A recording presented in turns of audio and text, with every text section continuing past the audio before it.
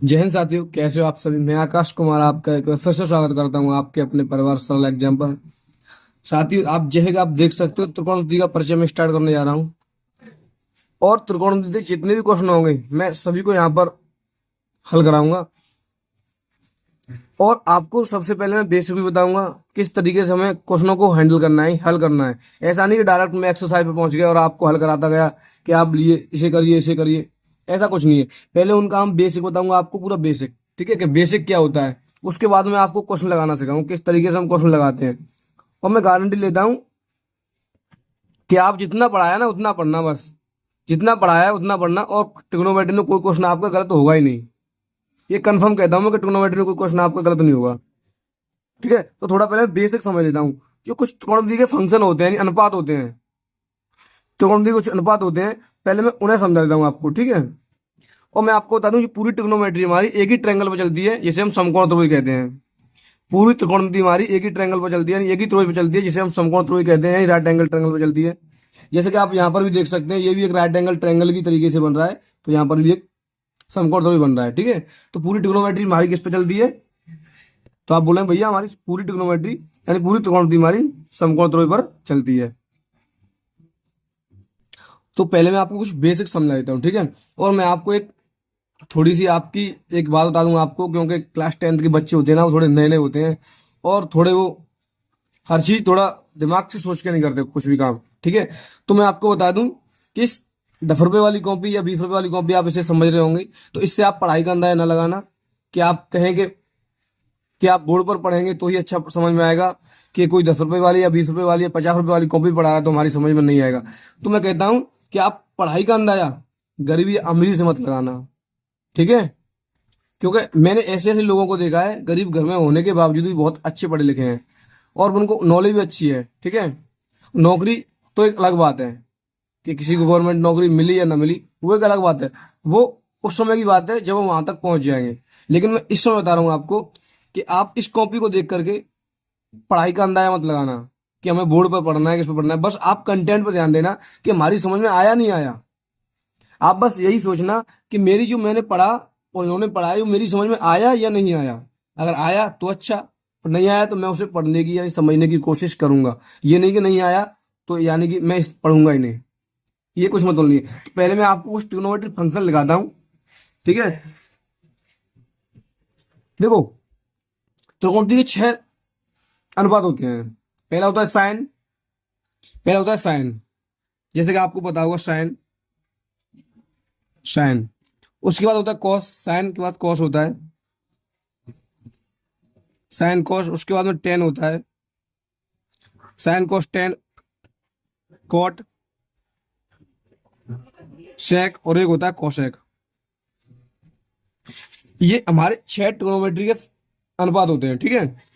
Sign cos tan cot sec cosec, पूरी trigonometry इन्हीं पे खत्म हो जाती है, पूरी ट्रिग्नोमेट्री इन्हीं पे खत्म हो जाती है। मैं बिल्कुल बेसिक से उठा रहा हूँ आपको, बिल्कुल बेसिक से, यानी जहां जीरो होता है ना वहीं से उठा रहा हूँ मैं आपको। जीरो से भी नीचे कुछ होता होगा ना, वहां से ले रहा हूँ मैं। यानी कि आप कहेंगे भैया ये जब आप ट्रिग्नोमेट्री सवाल करेंगे तो ये कहेंगे ये इंग्लिश सी क्या आ रही है, तो मैं वही बता रहा हूँ कि इंग्लिश सी कैसे आ रही है। तो इंग्लिश सी दिख रही है ना आपको, जो अंग्रेजी सी लिखी हुई है, ट्रिग्नोमेट्री में यही आता है सब कुछ। यानी कि पहले ही 6 अनुपात होते हैं। पहला साइन होता है, दूसरा cos tan cot sec cosec. अब किताब की कहेंगे भैया पहले ये लिखा है फिर उसके बाद में ये लिखा है, किताब के तरीके से पढ़ना ही नहीं है आपको। मैं बता रहा हूँ ना, पहला sine cos tan cot sec cosec. अगर आप इतना समझ गए कि त्रिकोणमिति के अनुपात होते हैं वो 6 होते हैं, कितने अनुपात होते हैं, 6 अनुपात होते हैं। अगर पूछ ले कभी एग्जाम में, वैसे तो पूछा नहीं कभी, अगर पूछ भी ले त्रिकोणमिति कितना अनुपात होते हैं, 6 होते हैं, ठीक है। वैसे कोई पूछा ही नहीं, अगर बाई चांस पूछ ले तो आप बता देना। अब थोड़ा मैं आपको इनकी अपोजिट बताता हूँ, अपोजिट कि क्या इनके अपोजिट होते हैं, उल्टे। इनके अपोजिट होते हैं क्या, उल्टे। जैसे कि ये साइन है, साइन, साइन का अपोजिट क्या होता है, साइन का अपोजिट होता है 1 अपॉन कोसेक। साइन का अपोजिट क्या होता है, 1 अपॉन कोसेक। ये साइन का अपोजिट होता है, ठीक है। इधर मैंने साइन का लिखा, इधर मैं कोसेक का लिख देता हूं। जैसे कि कोसेक का अपोजिट क्या होता है, ये होता है 1 अपॉन साइन। अब कुछ आपको समझ में आया होगा, आपकी समझ में ये आया होगा कि अगर साइन का निकालना है तो 1 अपॉन कोसेक हो जाता है, कोसेक का निकालना तो 1 अपॉन साइन आता है। यानी कि ये दोनों एक दूसरे के विपरीत होते हैं, ये दोनों एक दूसरे के विपरीत होते हैं। क्या समझ में आया आपको इतना, ये दोनों एक दूसरे के विपरीत होते हैं, ठीक है। और आगे देखो, जैसे अगर मैं कॉस का निकालूं, किसका, कॉस का, कॉस, कॉस का अगर निकालूंगा तो 1 अपॉन सेक होता है, सेक होता है। अगर मैं सेक का निकालूंगा इधर तो होता है 1 अपॉन कॉस, कॉस होता है, ठीक है। उसके बाद में अगर मैं टेन का निकाल के दिखाऊंगा आपको, टेन का, टेन, तो इधर 1 अपॉन कॉट, कॉट। और जो कॉट का होता है वो सॉरी टेन का, कॉट का निकाल के दिखाऊं, कॉट का, तो 1 अपॉन 10 होता है, ठीक है। अगर मुझसे कोई गलती हो जाए ना छोटी बड़ी, और आपको मिल जाए कि हाँ कि भैया ने गलती की है, तो उस गलती को स्वीकार करना, मैं भी स्वीकार करूंगा कि गलती हो जाती है भाई, ठीक है। क्यों, गलती इंसानों से ही होती है, मैं कोई भगवान नहीं, रोबोट नहीं हूँ, ठीक है। गलती हो तो मुझे बताना, कमेंट बताना भैया आपने यहाँ पर गलती की है। देखिए, ये इनके, ये हो गए इनके क्या, विपरीत, ये विपरीत हो गए, क्या हो गए, विपरीत हो गए, यानी प्रतिलोम हो गए, विलोम प्रतिलोम हो गए, क्या हो गए, विलोम। यानी साइन का अगर उल्टा पूछे आपसे तो 1 अपॉन कोसेक होता है, कोसेक का उल्टा 1 अपॉन साइन होता है, कॉस का उल्टा 1 अपॉन सेक होता है, और सेक का उल्टा 1 अपॉन कॉस होता है, और टेन का उल्टा 1 अपॉन कॉट होता है, कॉट का उल्टा 1 अपॉन 10 होता है। इतना आपको समझ में आ गया? तो आप कहेंगे भैया इतना समझ में आ गया, अब थोड़ा आगे चलो। अगर थोड़ा आगे चलूं तो मैं आपको एक ट्रेंगल आएगा, अब यहां से आगे क्या आएगा, ट्रेंगल। तो मैंने आपको बताया 6 त्रिकोणमिति के अनुपात होते हैं, फिर उनके विपरीत होते हैं। उसके बाद मैं आपको एक ट्रेंगल बना के दिखाता हूँ, इतना आप नोट कर लें।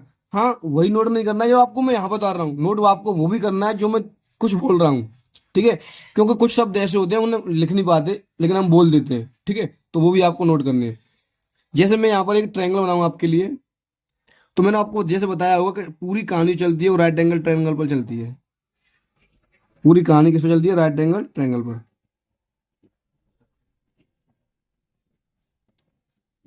ये राइट एंगल ट्रायंगल जानते होंगे आप, कि यही बताना है, बताइए। इसमें जो एंगल है इसका नाम दे दूं मैं ए बी सी, मैंने नाम दे दिया ए बी सी, ठीक है। ये राइट एंगल ट्रायंगल का नाम मैंने क्या दे दिया, ए बी सी दे दिया। उसके बाद में आपको बता दूं ये होता है ये इसे हम परपेंडिकुलर बोलते हैं, लंब। क्या बोलते हैं इसे हम, लंब। ये होता है बी सी, बेस यानी आधार। ये होता है कड़, कड़ बोलते हैं हाइपोटेनस यानी कड़। अगर पूछे आपसे, आपसे अगर ये पूछे कि समकोण त्रिभुज में सबसे बड़ी भुजा क्या होती है, तो कड़ होती है। समकोण त्रिभुज में सबसे बड़ी भुजा क्या होती है, तो कड़ होती है। और समकोण त्रिभुज में एक कोण होता है, उस समकोण होता है 90 डिग्री का होता है। ये वाला कोण कितना डिग्री का होगा, 90 डिग्री का होगा। इतना आपको समझ में आ गया होगा, थोड़ा थोड़ा मैं बहुत आपको समझाते चल रहा हूँ। और मैं इतनी चीज समझाने जा रहा हूँ कि आपको दोबारा कोई वीडियो देखने की जरूरत नहीं पड़ेगी, ट्रिग्नोमेट्री देखने नहीं पड़ेगी वीडियो। और आपको किसी भी चैप्टर, कोई भी चैप्टर पढ़ना हो तो आप जाइए, प्लेलिस्ट खोलिए, वहां से आप देख सकते हैं, ठीक है। सभी प्लेलिस्ट डली हुई है, ठीक है। उसके बाद में आपको क्या करना है यहाँ पर, अब मैं आपको सिखाता हूँ थोड़ा। मैं अगर आपको अगर ये भी फॉर्मूला बता दूँ तीनों के, ये भी इन फॉर्मूलाओं की जरूरत पड़ती है, ठीक है। पहले मैं आपको बता दूँ ये वाला, कि समकोण, ये समकोण है, यहाँ पर समकोण बनना है। तो पहले लिखेंगे आप, समकोण के सामने की भुजा होती है ये वाली, ये समकोण के सामने भुजा क्या होती है, कड़ होती है। तो आप नोट करके लिखेंगे, नोट, नोट, समकोण के सामने की भुजा कड़ होती है। इतना समझ में आया होगा। मैंने लिखा कि समकोण के सामने भुजा होती है, कड़ होती है, समकोण के सामने की भुजा कड़ होती है। इतना आपको समझ में आ गया, ठीक है। उसके बाद मैं लिखूंगा, अगर यहाँ पर हम एंगल बनाएंगे, यहाँ पर क्या बनाएंगे, यहाँ पर एंगल, मान लो यहाँ पर मेरा एंगल एंगल थीटा है, थीटा का डिग्री है। अगर मेरा एंगल यहाँ पर थीटा है तो इसको भी आप नोट करके लिखेंगे, क्या लिखेंगे, नोट करके, ठीक है। अगर मेरा एंगल यहाँ पर थीटा बनना है ना, थीटा, तो इसको भी आप क्या लिखेंगे, नोट करके। कैसे, क्योंकि मैंने बताया आपको समकोण के सामने भी भुजा कड़ होती है, लेकिन कोण के सामने भी लंब होती है। क्या होती है, कोण के सामने भी लंब होती है। तो लिखेंगे कोण के सामने की भुजा क्या होती है? लंब होती है।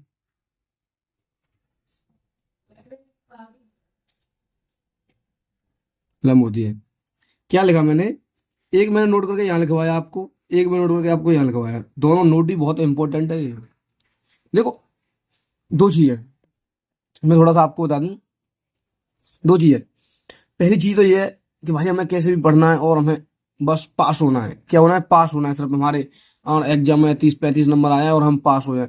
एक चीज ये है कि भाई नहीं, हमें पास ही नहीं होना है, पास होने के साथ साथ हमें कुछ सीखना भी है, क्योंकि हमें आगे भी तैयारी करनी है। अगर आपको आगे तैयारी करनी है तो भाई ये चीजें बहुत आती हैं आगे, ये चीजें बहुत आगे आती हैं। अगर मैं आपको डायरेक्ट पता चला ना, तो आप डायरेक्ट भी कर लेंगे, लेकिन कोई दिक्कत नहीं है।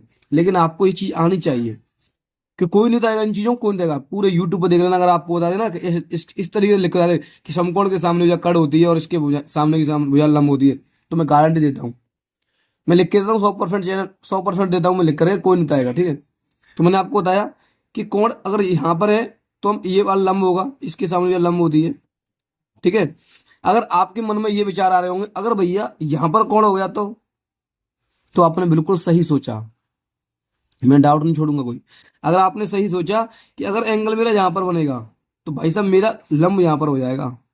ये आधार है ना, आधार, ये वहां पर फिर लंब बन जाएगा।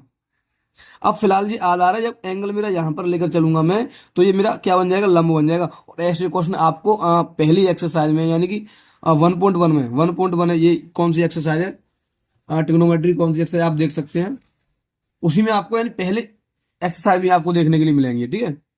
तो अगर मैं एंगल इसको मानूंगा तो ये लंब बन जाएगा, ये आधार क्या बन जाएगा? फिर लंब बन जाएगा। तो आपको ये चीजें बहुत अच्छी से समझ में आ गई होगी। ठीक है? ये चीज बहुत अच्छे से समझ में आई होगी। थोड़ा और आगे बढ़ता हूँ मैं। अब मैं क्या सिखाता हूँ आपको, तो अब मैं आपको बताता हूँ कि हम यूज किस तरीके से करेंगे इन्हें, हम किस तरीके से हम प्रयोग करेंगे इन्हें। ठीक है? देखिए, अब मैं आपको कुछ और समझाना चाहता हूँ इसमें, तो मैं इसलिए दूसरा फिगर बनाया हुआ है। ये आपको पता है, मैंने जैसे कि बताया था आपको, ये कड़ होता है, ये लंब होता है, ये आधार होता है। समकोण के सामने भी कड़ होती है और कोण के सामने भी लंब होती है। यानी अगर यहाँ कोण माने तो ये लंब हो जाएगी, यहाँ कोण माने तो ये लंब हो जाएगी। और लेकिन आपके दिमाग में एक और डाउट आया होगा, एक डाउट ने और आपके दिमाग में एक कीड़े ने जन्म लिया होगा। तो आपने ये सोचा कि भैया आधार कौन सा होता है? अगर मान लो आप जिसे लंब मान लेंगे, यहाँ कोण एंगल लेकर के इसे लंब मान लेंगे, तो आधार कौन सा बचा?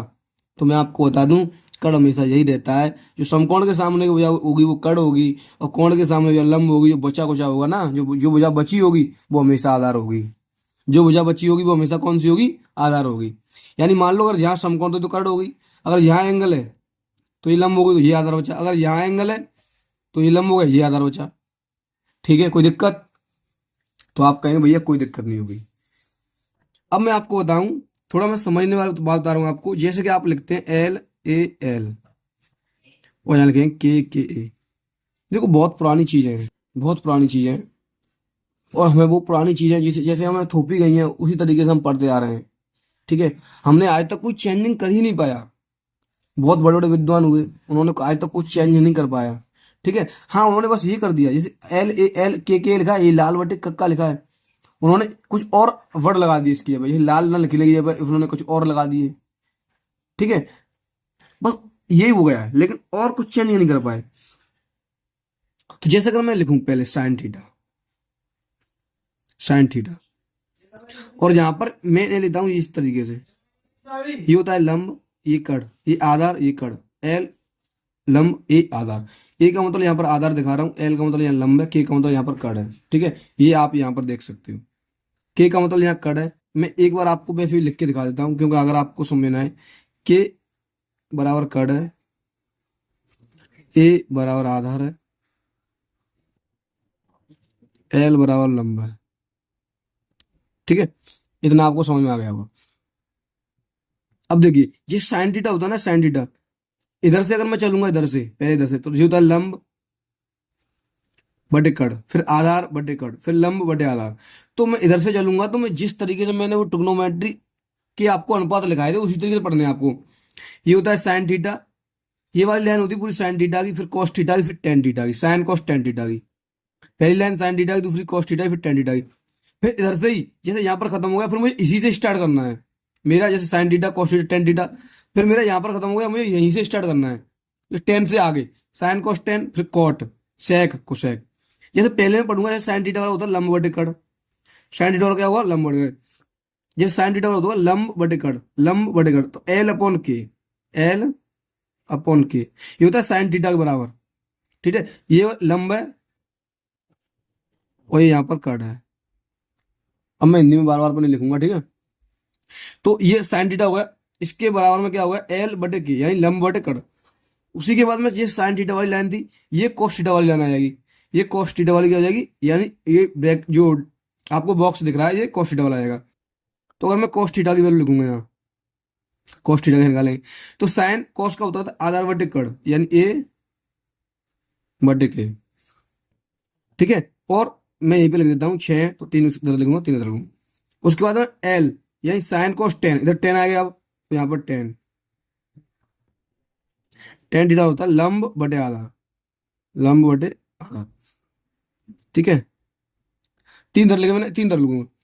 ये साइन कोस 10 हो गया, 10 के बाद कॉट, ये कॉट आएगा, कॉट थीटा बराबर होता है, इसके विपरीत कर देंगे उल्टा, आधार बटे लंब, आधार बटे लंब। ठीक है, कॉस थीटा क्या आ गया, कॉट थीटा क्या आ गया, आधार बटे लंब आ गया। उसके बाद कर्ड बटे आधार, वो sorry, sine cos 10 cot sec, अब सेक थीटा, सेक थीटा मतलब कर्ड बटे आधार, कर्ड बटे आधार। अब उसके बाद sine cos 10 cot sec, sine cos 10 cot sec cosec, अब कोसेक थीटा, कोसेक थीटा बराबर होता है के बटे एल, के बटे एल, यानी कर्ड बटे लंब। ठीक है, यहां तक आपको बहुत अच्छे से समझ में आ गया होगा। और इसके बाद में जो नेक्स्ट वीडियो में आपको दूसरी क्लास में लेके आऊंगा, यानी इससे आगे की चीजें हम दूसरी क्लास में पढ़ेंगे, और इस क्लास में इतना ही काफी है। ठीक है, ये सबसे पहले मैंने आपको ट्रिग्नोमेट्री का परिचय समझ सकते हो आप, या ट्रिग्नोमेट्री का बेसिक समझ सकते हो, वो मैंने आपको इसमें दे दिया। और इससे आगे वाली वीडियो में आपको और इससे आगे की चीजें वो बताऊंगा। तो मिलते हैं नेक्स्ट वीडियो में।